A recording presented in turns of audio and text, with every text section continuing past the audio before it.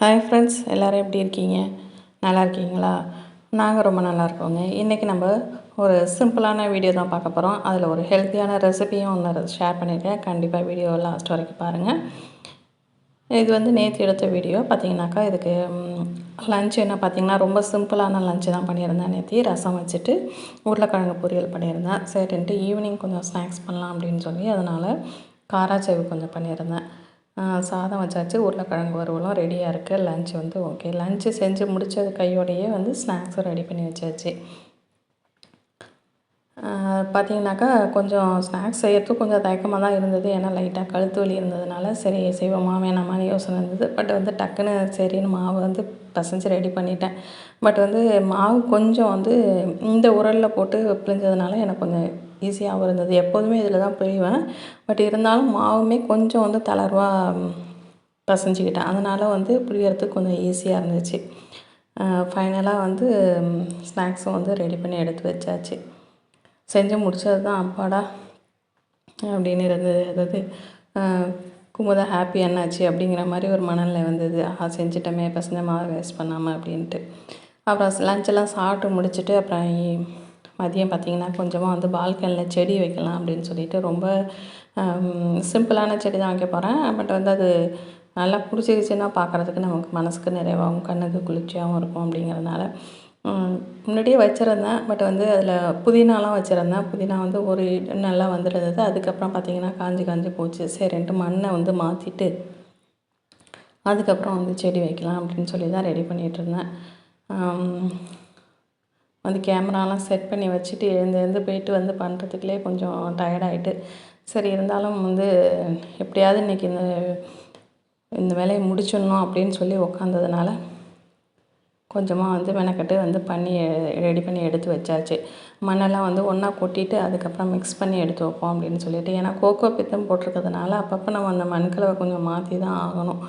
அதனால் மணல், அதாவது நார்மலாக நம்ம செடி வைக்கக்கூடிய மண், கோகோ பித்து, அது நல்லா மிக்ஸ் பண்ணிவிட்டு அதோட கொஞ்சமாக வந்து வாழைப்பழ தோல்லாம் இருந்தது. அது வந்து பொடி பொடியாக கட் பண்ணி, ஆனால் அது வந்து நல்லா நம்ம தண்ணியில் ஊற வச்சுட்டு அந்த தண்ணியை ஊற்றினோன்னா இன்னுமே வந்து ஹெல்த்தி. பட் வந்து நான் கொஞ்சமாக சின்ன சின்ன பீசஸாக கட் பண்ணி போட்டுட்டேன். அதோடு பார்த்திங்கன்னா முட்டை ஓடு இருக்குது பார்த்திங்களா, அதெல்லாம் வந்து நான் யூஸ் பண்ணேன்னா அதை நல்லா கழுவிட்டு நல்லா காய வச்சுருவேன். காய வச்சுட்டு அதுக்கப்புறம் அதை நல்லா பவுடராக ஆக்கி அதை இந்த போல் நம்ம செடிகளுக்கு கொடுத்தோம் அப்படின்னு சொன்னாக்கா அது நல்ல ஒரு உரமாக இருக்கும். அதாவது மேலாலேயும் நம்ம போட்டு விடலாம், இல்லை மண் கலவையோடு சேர்த்து இந்த போல் மிக்ஸ் பண்ணி நம்ம போட்டோம்னு சொன்னாக்கா நல்ல ஒரு சத்து வந்து கிடைக்கும். நம்ம குப்பையில் தான் போட போகிறோம் அந்த முட்டை ஓட, அதை நம்ம கொஞ்சம் நம்ம மெனக்கட்டு எடுத்து வச்சோம் அப்படின்னு சொன்னாக்கா அது ஒரு நல்ல உரமாகவே நம்ம பயன்படுத்தலாம். இதில் பார்த்திங்கன்னா மணி பிளான்ட் வச்சுருக்கேன்.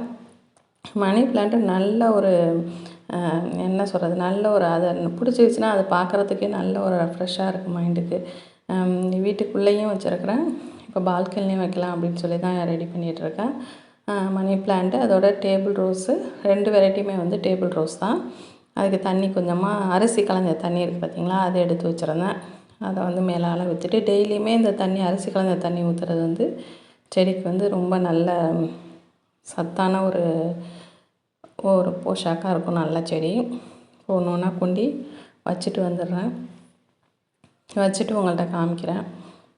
ரொம்ப பெரிய கிராண்டாலாம் கிடையாது. ரொம்ப நான் எதுவும் க்ரீன் இதெல்லாம் அதெல்லாம் எதுவுமே போடல. நார்மலாக நம்ம பால்கனியில் சிம்பிளாக வந்து இப்படி வச்சு இது வந்து அழகாக பிடிச்சிட்டு பூத்து வந்ததுனாலே அதுவே ஒரு தனி அழகாக இருக்கும். பார்ப்போம். ஏன்னாக்கா டேபிள் ரோஸ்க்கு நல்ல வெயில் படணும். பட் மணி பிளான்ட்டுக்கு அந்தளவுக்கு வெயில் தேவையில்லை, மைல்டான வெயில் இருந்தால் போதும். நல்லா பூத்து வந்துச்சுனாக்கா பார்க்குறதுக்கு ரொம்ப அழகாக இருக்கும். இந்த பக்கம் ஒரு டேபிள் ரோஸ் செடி வச்சுருக்கேன். அவ்வளோதான். இப்போ பால்கனி வந்து செட் பண்ணியாச்சு. இப்போ ஒரு சூப்பராக ஒரு ஹெல்த்தியான ஒரு ஸ்நாக்ஸுன்னு கிடையாது, இது ஹெல்த்தியான ஒரு ரெசிபி. ஒரு நாளைக்கு 1 இல்லை 2 சாப்பிட்டோம் அப்படின்னு சொன்னாக்கா நல்ல ஒரு ஹெல்த்தியான ஒரு பொருள் எடுத்துக்கிட்டது ஒரு திருப்தி. நல்ல ஒரு முடி வளர்ச்சிக்கும் நல்லாயிருக்கும், நம்ம கண்ணுக்கு நல்லது. வாங்க இப்போ என்ன ரெசிபி அப்படிங்கிறத பார்த்துடலாம். இதுக்கு வந்து ஒரு 3 கை அளவுக்கு வேர்க்கடலை. இது வந்து பச்சை வேர்க்கடலை, அதனால நான் வறுத்துக்கிறேன். உங்கள்கிட்ட வறுத்த வேர்க்கடலை இருந்ததுன்னா நீங்கள் டைரெக்டாக அதே யூஸ் பண்ணிக்கலாம்.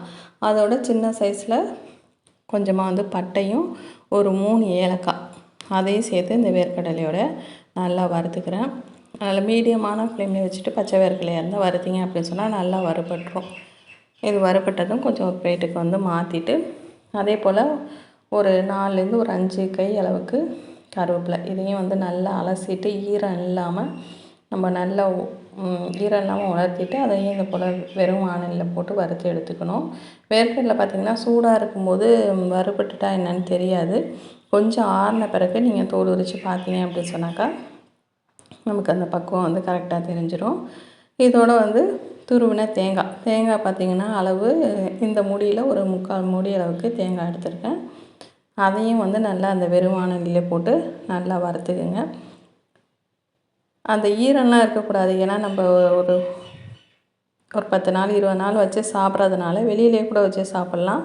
நீங்கள் அதில் 1 மாதம் போல் ஸ்டோர் பண்ணி அதிகமான குவான்டிட்டியில் செஞ்சிங்கன்னா நீங்கள் ஃப்ரிட்ஜில் வச்சு கூட சாப்பிட்லாம். தேங்காய் வந்து நல்லாவே செவந்துடுச்சு. எந்த அளவுக்கு இருந்தாலும் ஓகே. ஆனால் அதில் ஈரம் இருக்கக்கூடாது. நீங்கள் தேங்காய் கிடைக்கல எனக்கு தேங்காய் வந்து இல்லை அப்படின்னு சொன்னீங்கன்னா இந்த டெசிகேட்டட் கோகோனட் இருக்குது பார்த்தீங்களா, அதை விட ஆனால் தேங்காவாக இருந்ததுன்னா இன்னும் ஹெல்த்தியாக இருக்கும். அந்த டெசிகேட்டட் கோகோனட் கூட நீங்கள் ஃப்ரை பண்ணிவிட்டு சேர்த்துக்கலாம். இப்போ ஒரு 20 போல் பேரிச்சம்பழம் அதையும் வந்து நல்ல விதையெல்லாம் எடுத்துட்டு இதை வந்து ஓரளவுக்கு சூடாகணும். அந்தளவுக்கு ஏன்னா நம்ம மிக்சியில் போட்டு நம்ம அரைக்கும்போது ரொம்ப பிசுபிசுத்தன்மை இல்லாமல் இருக்கிறதுக்காக கொஞ்சம் சூடு பண்ணிட்டோம் அப்படின்னு சொன்னாக்கா ரொம்ப ஒட்டாமல் இருக்கும். இதோட ஒரு 5லேருந்து ஒரு 6 ஸ்பூன் அளவுக்கு நாட்டு சர்க்கரை சேர்த்துக்கிறேன். டேட்ஸ்லேயே இனிப்பு இருக்கும், இருந்தாலும் கொஞ்சமாக வந்து நாட்டு சர்க்கரையும் சேர்த்துட்டோம் அப்படின்னு சொன்னாக்கா நல்லாயிருக்கும். இது ஃபஸ்ட் டைம் செய்யும்போது நானுமே எப்படி இருக்குமோ அப்படின்னு சொல்லி கொஞ்சம் பயந்து தான் செஞ்சேன். பட் வந்து சாப்பிட்டு பார்த்ததும் டேஸ்ட்டு நிஜமாலுமே எல்லாருக்குமே வீட்டில் எல்லாருக்கும் பிள்ளைங்களுக்கும் எல்லாருக்குமே பிடிச்சிருந்துச்சு. ஆனால் குறிப்பாக சொன்னால் பசங்களே வந்து விரும்பி சாப்பிட்றாங்க. அந்தளவுக்கு டேஸ்ட்டு நல்லாவே இருக்குது. எல்லாம் நல்லா ஆறின பிறகு இதை போல் மிக்ஸி ஜாரில் போட்டு அரைச்சிருங்க. ரொம்ப ஃபைனாகவும் வேணாம், ஓரளவுக்கு லைட்டாக ஒரு கொரகொரப்பு. ஆனால் கருவேப்பிலையும் வேர்க்கடலையும் நல்லா ஃபைனாகவே மசிஞ்சிரும். அந்த டேட்ஸ் வந்து கொஞ்சம் ஒன்றும் பாதியமாக அந்தளவுக்கு மசிஞ்சிருந்தாக்கவே போதும். இப்போ எல்லாத்தையும் வந்து பிளேட்டில் மாற்றிட்டு இதோட மேலால் 1 ஸ்பூன் அளவுக்கு நெய் சேர்த்துக்கிறேன். சேர்த்துட்டு இது எல்லாத்தையும் நல்லா மிக்ஸ் பண்ணிவிடுங்க. மிக்ஸ் பண்ணிவிட்டு இதை போல் சின்ன சின்ன உருண்டைகளாக உங்களுக்கு எந்த சைஸுக்கு வேணுமோ இந்த சைஸுக்கு உருட்டினாக்கா ஒரு நாளைக்கு நீங்கள் 1ஓ ஒரு 2ஓ சாப்பிட்றதுக்கு கரெக்டாக இருக்கும். இது போல் உருட்டி நம்ம வந்து ஒரு ஏர்டைட்டான பாட்டில்லையோ இல்லை பாக்ஸ்லேயோ போட்டு ஸ்டோர் பண்ணி வச்சுக்கலாம். கண்டிப்பாக இந்த ரெசிபி ட்ரை பண்ணி பாருங்கள். ரொம்ப ஹெல்த்தியானது, டேஸ்டியானதும் கூட. இதோட இந்த வீடியோ முடிச்சுக்கிறேன். வீடியோ பிடிச்சிருந்தா மறக்காமல் சின்னதாக ஒரு லைக் கொடுத்துருங்க. சேனல் சப்ஸ்கிரைப் பண்ணாமல் நீங்கள் பார்த்துட்டு இருந்தீங்க அப்படின்னு சொன்னாக்கா மறக்காமல் சப்ஸ்கிரைப் பண்ணிங்க. உங்கள் ஃப்ரெண்ட்ஸ் ரிலேட்டிவ்க்கும் ஷேர் பண்ணி விடுங்க. நெக்ஸ்ட் வீடியோவில் மீட் பண்ணுறேன். தேங்க்யூ.